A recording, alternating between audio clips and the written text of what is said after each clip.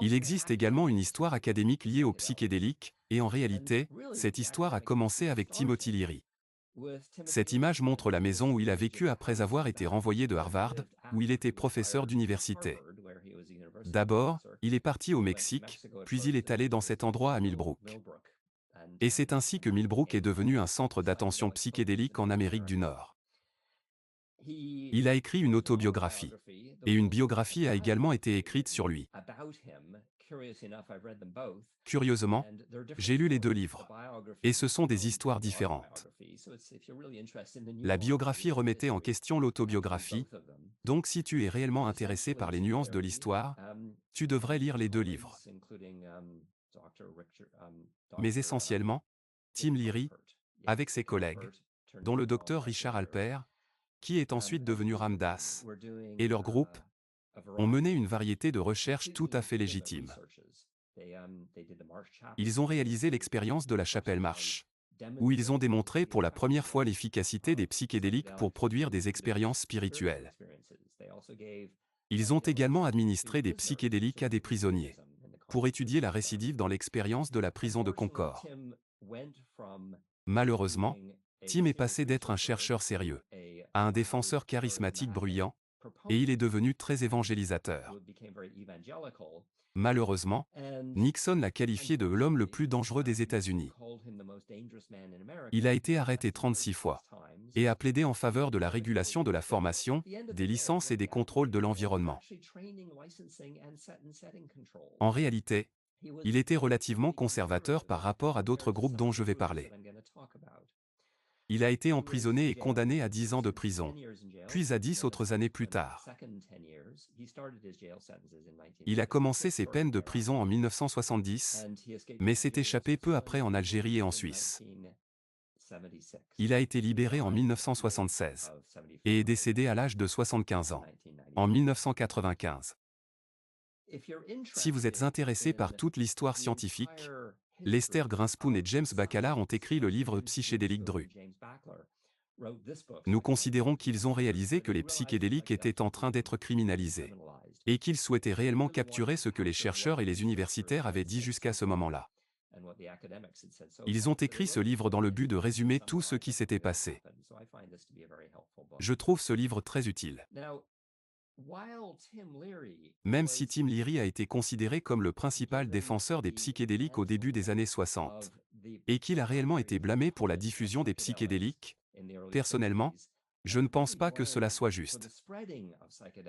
Il y avait d'autres groupes qui plaidaient également bruyamment en faveur des psychédéliques. Par exemple, les Merry Pranksters ont organisé l'Electro Kool-Aid Acid Test, où ils ont mis du LSD dans des cubes de Kool-Aid et se rendaient simplement dans des communautés en permettant aux gens de se doser comme ils le souhaitaient, et ils organisaient des fêtes bruyantes. Ils n'avaient pas de contrôles environnementaux ni de dosage précis. Pour être complètement honnête, ils étaient un groupe de personnes sauvages et extravagants.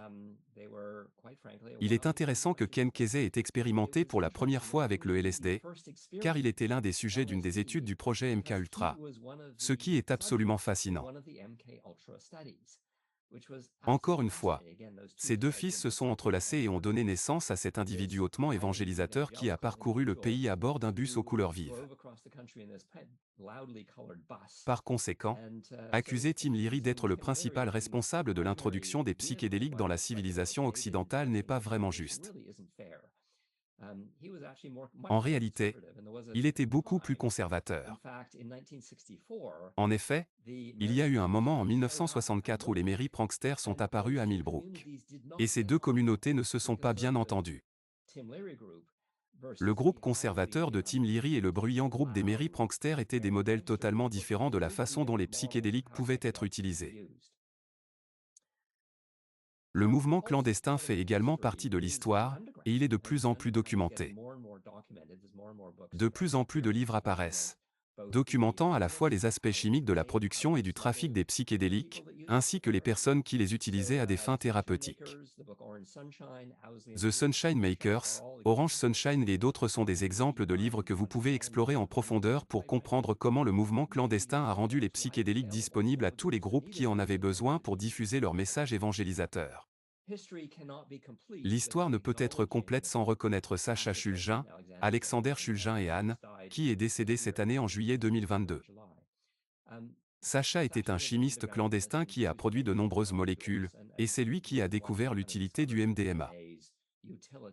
Ils formaient un couple fascinant et, alors que leur travail touchait à sa fin, ils ont écrit 2 livres, Pickle, A Chemical Love Story et Ethical, The Continuation. Ces livres sont une compilation de leurs expériences avec différentes substances et de leur impact. Si vous êtes intéressé par l'histoire, je vous suggère de lire Acid Dream et Storming Heaven. Ce sont des livres très différents qui capturent la même période de temps, à savoir les années 1950 et 1960 en termes de manifestations culturelles non académiques. Ils présentent des perspectives différentes de l'histoire, ce que je trouve fascinant. Pour comprendre l'histoire, je pense qu'il est utile d'avoir lu les 2 livres. Il est curieux que suite à l'explosion dramatique des psychédéliques dans la culture occidentale, ils aient été interdits. Il est intéressant d'analyser pourquoi ils ont été interdits, et je suggère que pour la première fois, les psychédéliques ont été associés à un groupe antisocial. L'utilisation indigène a toujours été prosociale, mais ils ont été associés à un groupe de la génération du baby-boom, des jeunes qui refusaient de se battre dans la guerre du Vietnam.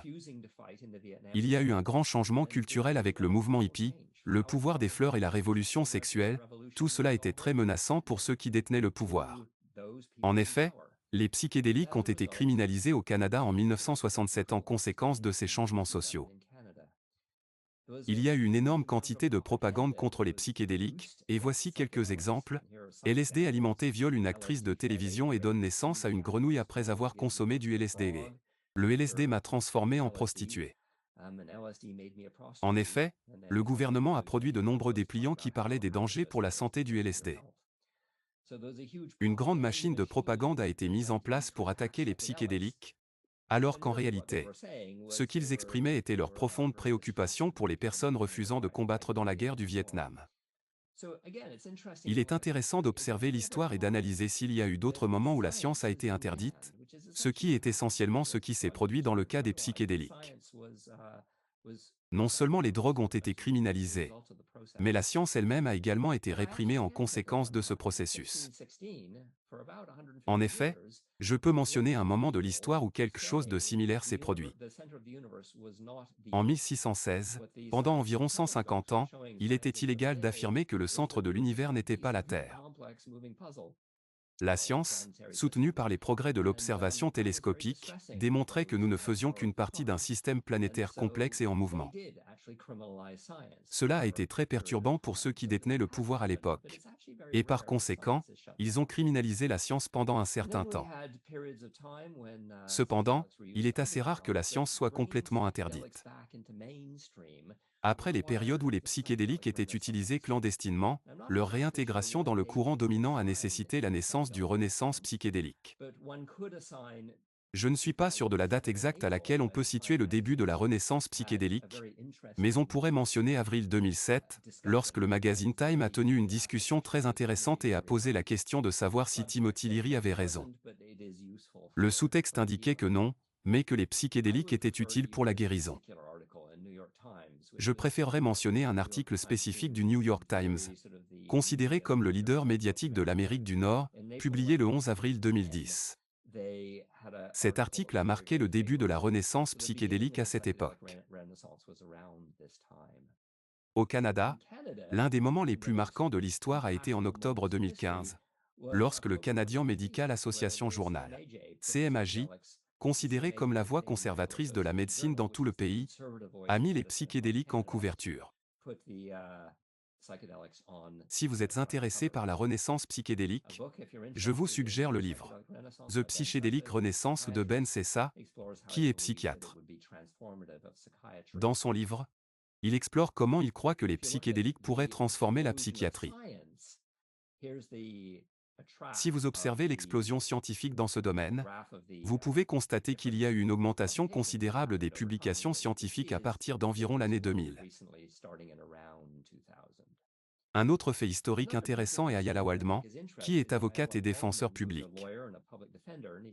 Elle a enseigné à l'école de droit de Berkeley et a parlé de la façon dont le LSD était incroyablement utile pour traiter ses diagnostics complexes de santé mentale. Elle a décrit une longue liste de médicaments qu'elle avait pris pour traiter ses problèmes de santé mentale.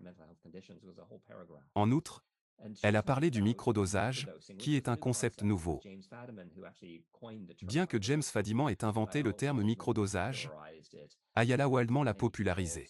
Et de nombreuses personnes ont commencé à utiliser de très petites doses de LSD et de psilocybine, principalement pour le traitement des troubles de santé mentale, mais aussi pour stimuler la créativité ou profiter de la nature.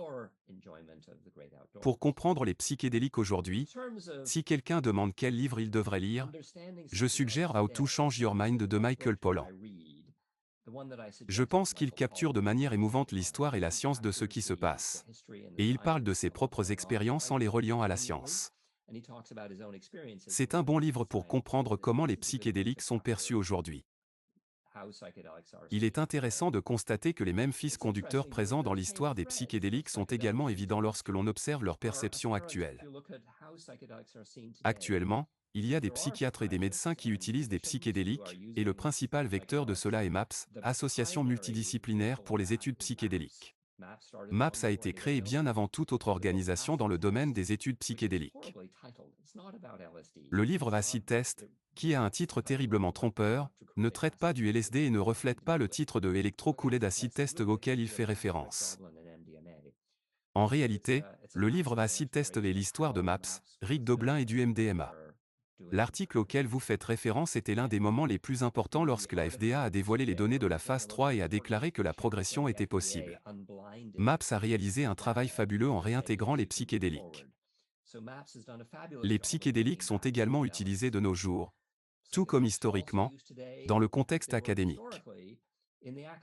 Voici une liste de nombreuses universités qui mènent actuellement des travaux importants sur les psychédéliques, tels que l'École de médecine de Stanford, la Faculté de médecine de Harvard, l'Imperial College de Londres, l'Université de la Colombie-Britannique, UBC, MC Master, et l'Université de Toronto.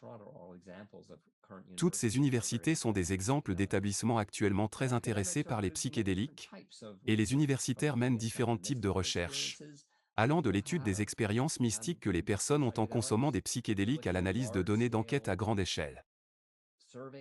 Il y a aussi des recherches qui se concentrent sur l'utilisation de psychédéliques par des prisonniers pour réduire la récidive, en contraste avec l'augmentation de la récidive associée à l'utilisation d'autres drogues.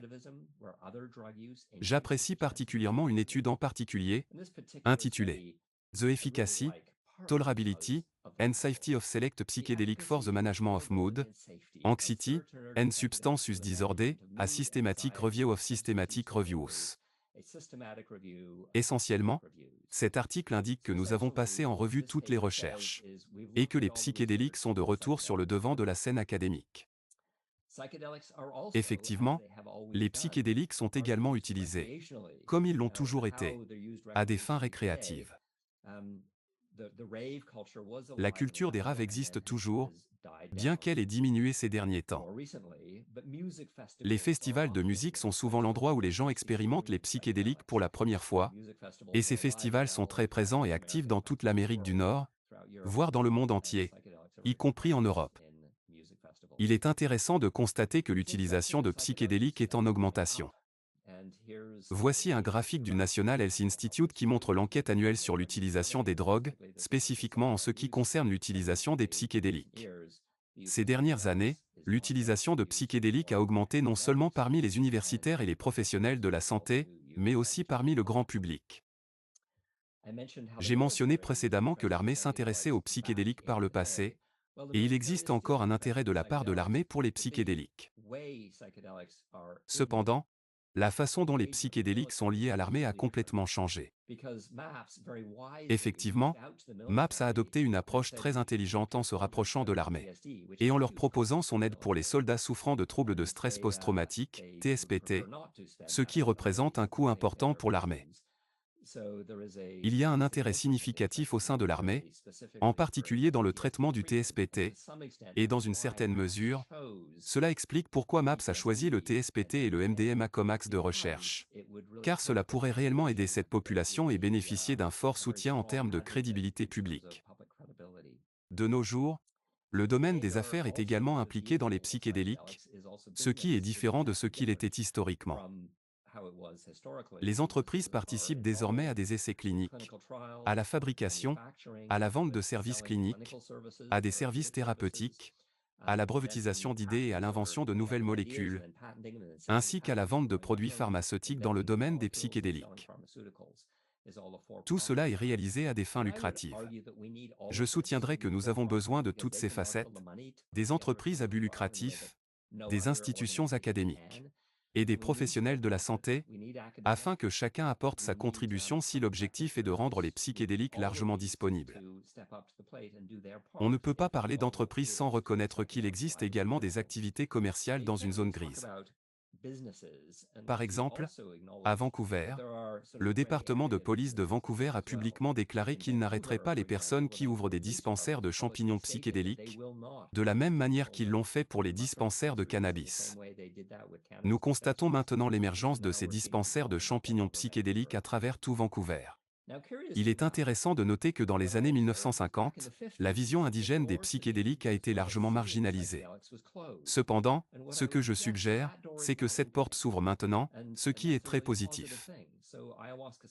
Les cérémonies d'ayahuasca sont disponibles dans de nombreux pays et les chamans indigènes ont réussi à offrir des expériences psychédéliques de manière que le groupe de Maria Sabina n'était tout simplement pas préparé à le faire.